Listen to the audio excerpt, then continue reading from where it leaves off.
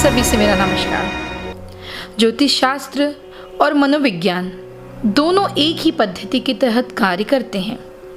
ज्योतिषियों के पास ऐसे बहुत से व्यक्ति आते हैं जो अपनी सुख संबंधी इच्छाओं और अपने मेंटल ज्ञान को संतुष्ट करने की इच्छाओं से प्रेरित होते हैं। वे ऐसे प्रश्न पूछते हैं जिनका संबंध उनके व्यवहारिक जीवन, पारिवारिक जीवन, सामाजिक जीवन और व्यापारिक जीवन से होता है। ऐसे बहुत कम लोग होते हैं जो अपने अशांत जीवन के वातावरण एवं निर्दयतापूर्वक व्यवहारों से निराश होकर अपने मन की शांति या आत्मिक शांति की बातों को पूछना चाहते हैं। किसी भी अनुशासित, डिसिप्लिन या धार्मिक व्यक्ति का जीवन नियमित होगा, और अगर वो नियमित जीवन जिएगा तो उसका एक ही लक्ष्य होगा कि उसके मन को कैसे वो शांत रखे, कैसे वो अपनी मानसिक स्थिति को संतुलित रखे। ज्ञान का अभ्यास करने से अच्छा है ज्ञान की खेती करना, ज्ञान से अच्छा है ध्यान लगाना, और ध्यान लगाने से भी अच्छा है त्याग अर्थात अपने कर्मों के फलों की इच्छा का त्याग करना।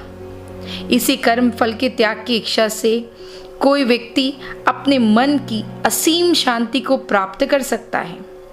केवल मनोविज्ञान द्वारा किसी व्यक्ति की मानसिक परेशानियों को समझा जा सकता है, ये धारणा मेरी नज़र में बिल्कुल उपयुक्त नहीं है, बिल्कुल सही नहीं है।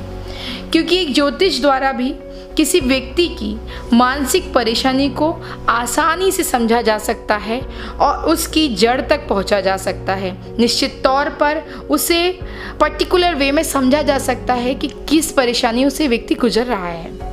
मनोविज्ञान में यह देखा जाता है कि व्यक्ति की नेचुरल टेंडेंसी क्या है, उसकी प्रवृत्ति किस तरीके की है।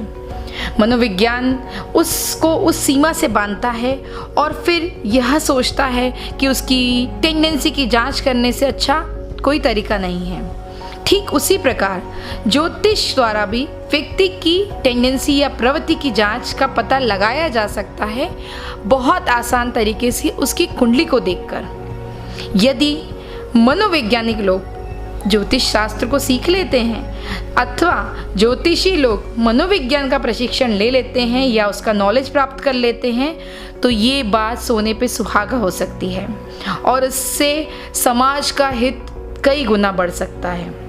इस तरीके से अगर ज्योतिष और मनोविज्ञान दोनों मिलकर कार्य करें तो हम लोगों से जुड़े हुए मानसिक स्तर पर बहुत अच्छी तरह कार्य कर पाएंगे।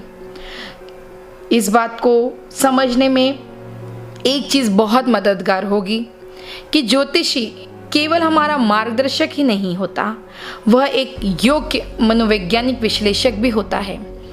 जब किसी ज्योतिष के द्वारा किसी पर्टिकुलर व्यक्ति की पत्रिका को देखा जाता है या जन्म कुंडली का विश्लेषण किया जाता है, तो उसमें ग्रहों की स्थिति के द्वारा उसके जीवन की प्रत्येक स्थिति परिस्थिति का ज्ञान हो जाता है। और इसी तरह अगर आप किसी भी परेशानी से जुड़े होते हैं तो ज्योतिष आपको उन परेशानियों से निकलने का समाधान देता है।